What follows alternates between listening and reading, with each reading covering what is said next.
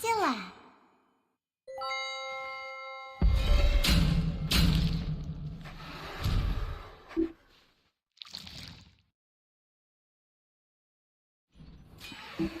May the toxicity begin. Game hasn't even started yet.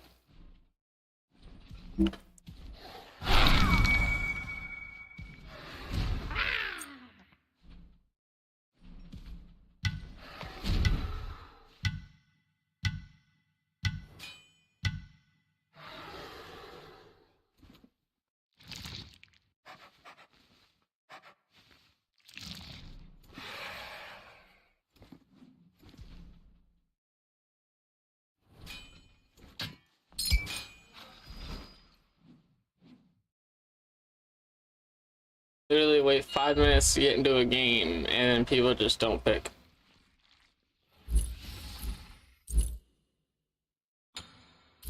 Game fucking stupid.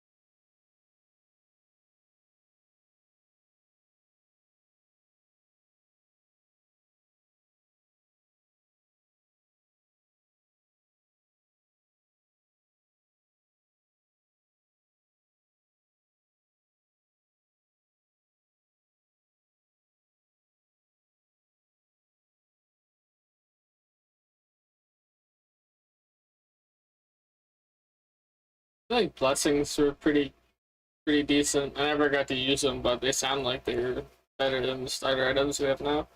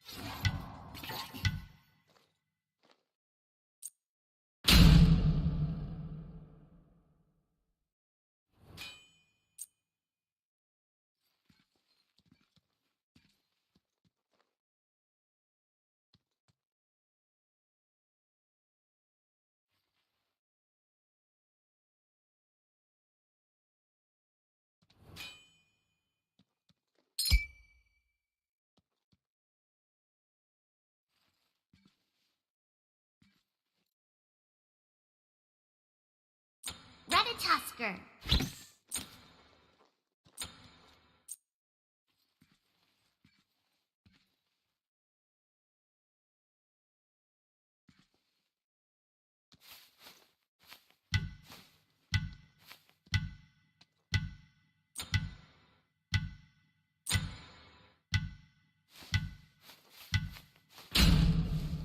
Serious, bro? Second game in a fucking row, someone didn't pick their character. Are you fucking kidding me?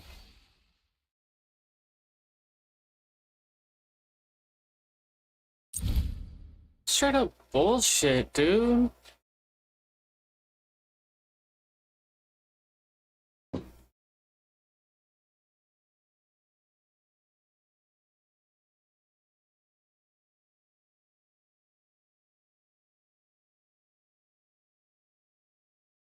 Divios, Sino, Moswall, Cyclone Spin, and Aurora would take home the lion's share of 785k, the total prize pool for the tournament, with rivals Deathwalker, Ice Ice Baby, Wolfie, Vote, and Callus taking home the second place prize.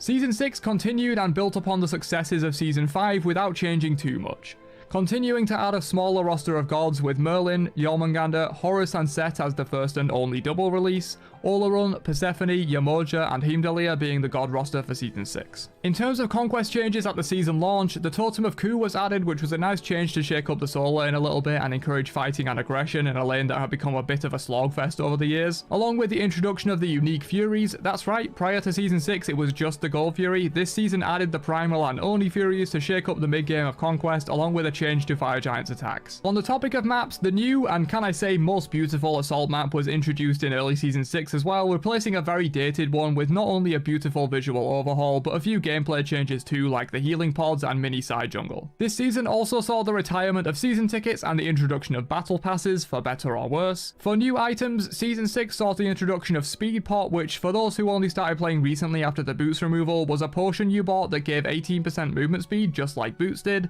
but did not stack with boots.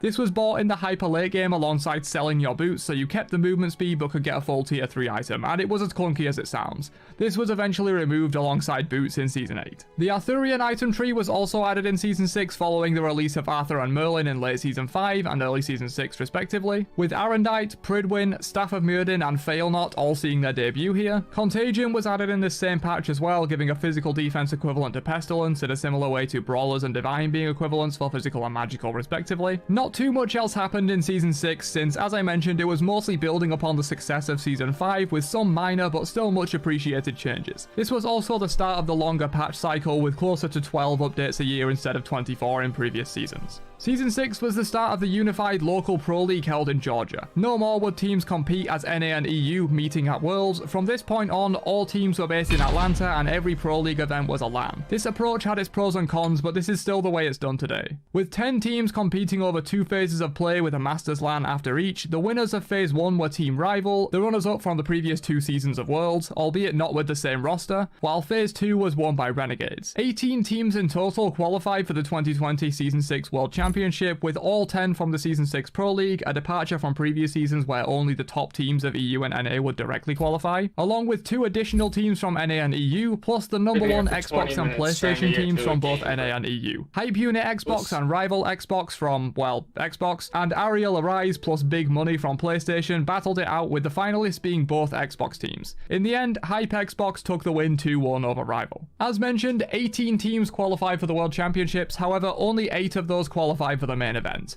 Rival, defending champs Splice, Renegades, Dignitas, PK and E-United qualified directly from the SPL main phase, while the winners of the placement bracket, SK Gaming and Sanguine, joined them to make 8 teams total. The top 4 emerged